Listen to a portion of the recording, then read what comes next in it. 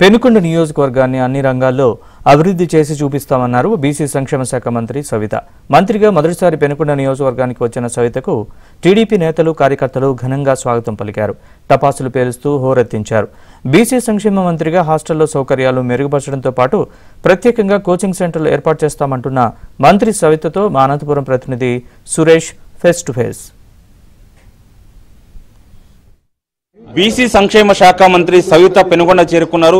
పెనుకొండ చేరుకునేందుకు బెంగళూరు ఎయిర్పోర్టుకు చేరుకున్న సవితకు భారీ ఎత్తున టీడీపీ నేతలు కార్యకర్తలు ఘనంగా స్వాగతం పలికారు. పెనుకొండ చేరుకునేసరికి ఉదయం 10 గంటలకు బెంగళూరు ఎయిర్పోర్టుకు వస్తే పెనుకొండ చేరుకునేందుకు దాదాపు 7-8 గంటల సమయం గడిచిందంటే ఏ తరహాలో స్వాగతం పలికారో మనం అర్థం చేసుకోవచ్చు. దీనిపైన మాట్లాడేందుకు మంత్రి సవిత మన దగ్గర ఉన్నారు. సవిత గారు ఏం చెప్పదలుచుకున్నారు?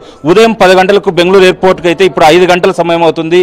ఇప్పుడు ఇంత టైం పట్టింది, ఎలా చూస్తారు? భారీగా టీడీపీ నేతలు కార్యకర్తలు మంత్రిగా మొదటిసారి నియోజకవర్గం వస్తున్న మీకు ఘనంగా స్వాగతం పలికారు. చాలా సంతోషంగా ఉంది, చాలా గర్వంగా ఉందండి. ఎందుకంటే జిల్లా నుంచి వచ్చిన నాయకులకు మరియు మా పెనుగొండ నియోజకవర్గం ప్రజలకు ప్రత్యేకమైన ధన్యవాదాలు కూడా తెలియజేస్తున్నాను. ఎందుకంటే అపూర్వమైన నాకు స్వాగతం పలికారు. ఎయిర్పోర్ట్ దగ్గర నుంచి ఇంకా నేను ఇంటికి కూడా పోవడానికి కూడా ఇంకా 4-5 గంటలు పడుతుంది. పెనుగొండ నియోజకవర్గం ప్రజలకి చివరి నా రక్తం బొట్టు వరకు కూడా నేను రుణపడి ఉంటాను. అభివృద్ధి ధ్యేయంగా కూడా నేను పనిచేయబోతున్నానని కూడా తెలియజేస్తున్నాను. మీరు మంత్రిగా ఉన్నారు, మీ తండ్రి గారు కూడా గతంలో ఇదే పెనుగొండ నియోజకవర్గం నుంచి గెలుపొంది మంత్రిగా పనిచేశారు. ఎలా అనిపిస్తుంది మీకు? చాలా గర్వంగా ఉందండి. ఆనాటి నందమూరి తారక రామారావు గారు బీసీల పునాదుల నుంచి పుట్టిన పార్టీ తెలుగుదేశం పార్టీ. ఒక చిన్న పూల వ్యాపారం చేసుకునే మా తండ్రి గారికి ఎమ్మెల్యేగా అవకాశం ఇచ్చి మంత్రిగా అవకాశం ఇచ్చి మంత్రిగా అది కూడా ఇప్పటికీ తెలుగు రాష్ట్రాల్లో 14 శాఖలుగా పనిచేసిన ఏకైక వ్యక్తి అంటే కురుబ రామచంద్రారెడ్డి గారు. ఆ తెలుగుదేశం పార్టీ రామచంద్రారెడ్డి గారి తర్వాత అంటే మా తండ్రి గారి తర్వాత నాకు మళ్ళీ ఈ రోజు చంద్రబాబు నాయుడు గారు టికెట్ ఇచ్చి మంత్రి పదవి కూడా ఇవ్వటం మా కుటుంబం మా పెనుగొండ నియోజకవర్గం ప్రజలు చాలా సంతోషంగా ఉన్నారని కూడా తెలియజేస్తున్నాను. బీసీ సామాజిక వర్గంలో కురుబ సామాజిక వర్గానికి చెందిన మీకు అదే శాఖ బీసీ సంక్షేమ శాఖ మంత్రిగా ఇచ్చారు. ఎలా అనిపిస్తుంది? ఆ సామాజిక వర్గాలను ఏ విధంగా మీరు అభివృద్ధి చేయబోతున్నారు?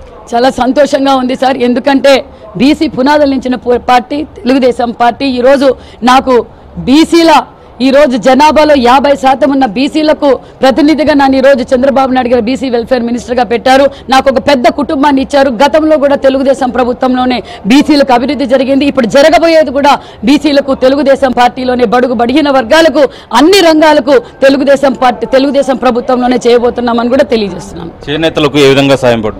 చేనేతలకు నిన్నటి రోజు ఆల్రెడీ వాళ్ళ సమస్యలతో పాటు ఆల్రెడీ మా ఫైనాన్స్ మినిస్టర్ గారు పయ్యావుల కేశవ్ గారు ఢిల్లీకి వెళ్లారు.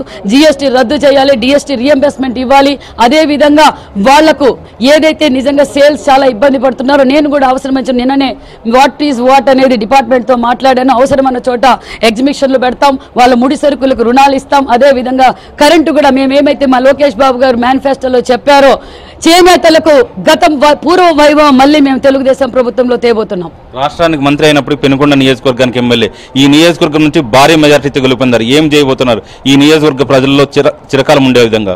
పెనుగొండలో ఇప్పటి వరకు జరగని అభివృద్ధి ఈ పెనుగొండ మీ సవితమ్మ పెనుగొండ ప్రజలు ఏవైతే నాకు నమ్మకంతో ఓటేశారో ఖచ్చితంగా ఫస్ట్ ప్రయారిటీ పెనుగొండకే ఉంటుంది. అభివృద్ధి కూడా ఈ గత చరిత్రలో ఎప్పుడు జరగని అభివృద్ధి పెనుగొండలోనే జరగబోతోందని కూడా తెలియజేస్తాం. గతంలో ఎప్పుడూ జరిగినంత అభివృద్ధి పెనుగొండ నియోజకవర్గంలో చేసి చూపిస్తానన్న అభిప్రాయాన్ని బీసీ సంక్షేమ శాఖ మంత్రి సవిత వ్యక్తం చేస్తున్నారు. వీడియో జర్నలిస్ట్ గోర్ధన్తో సురేష్, ఏపీ ఆంధ్రజ్యోతి, పెనుగొండ నియోజకవర్గం.